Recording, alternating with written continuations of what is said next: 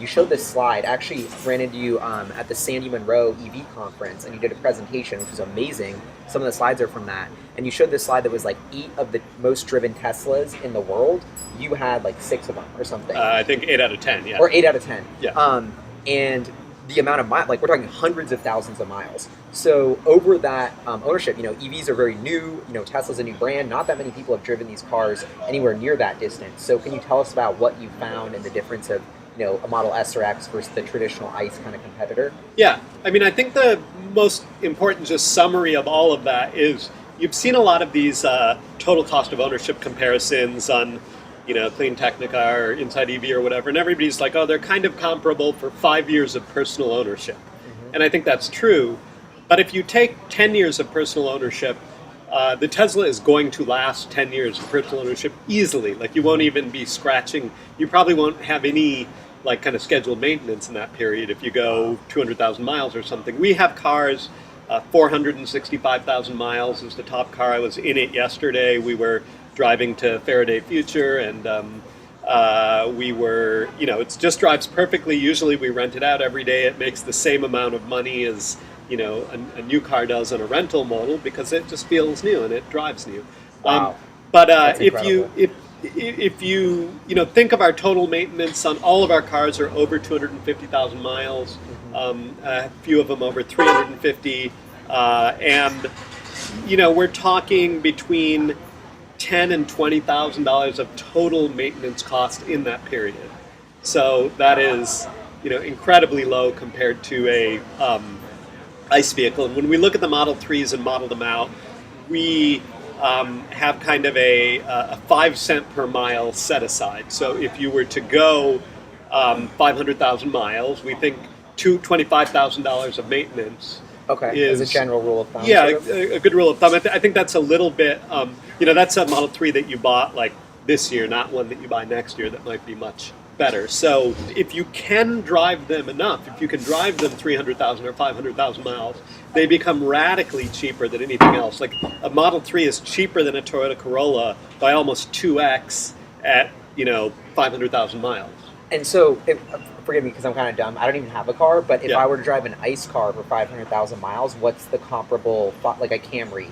Is it 5 cent? Like yeah. So I think like if you take everything, if you take the car and insurance and maintenance and fuel, and you're probably talking for a Camry something around just under 60 cents a mile.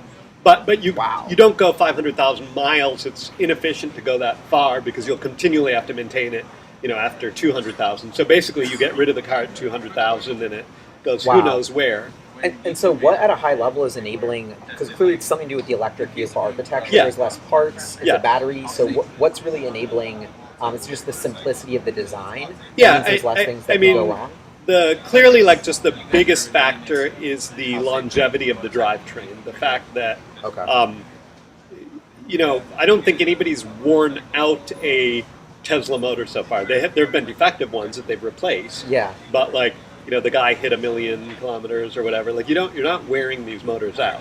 So. And we're talking about the powertrain, sort of box. Yeah, the motor and the rest of the drivetrain.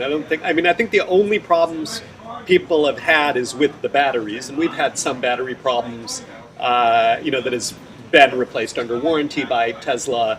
But we have a car over 350,000 on its first battery also. So and it has 15% degradation or something, so it's not like new, but clearly they're very close to getting to batteries that can last 500,000 miles, maybe who knows what's up their sleeve beyond that. But so that drivetrain takes the car cost on a per mile basis down from 25 cents to 10 cents. And then fuel on electric is much cheaper than gas. Both gas and electricity varies a lot depending on Florida versus California, but just generally it's about half price or less on a per mile basis. Then I think we would expect insurance to start coming down. It hasn't really happened yet. And then maintenance is just radically cheaper. And maintenance, really, you have 2 wins. One is less you spend, but if you're doing commercial, the other really important factor is less time that the car is in the shop, and especially unexpectedly. So if I'm just not worrying about, like, we were running 17,000 miles every month, every car, which meant we would have to do basically 3 oil changes a month if it was a gas car, which meant it would have been out of circulation like half the day every. Oh, so it's not even about the cost; it's about the time, the Well, it's both, logistics yeah. of figuring out how to exactly. And if Wow. if some like once you get cars, I think over a couple 100,000 miles, you just can't maintain reliability in a gas car, with some very few diesel exceptions Wow. and things like that. So it's all of these factors together, and clearly Tesla has a very holistic strategy here.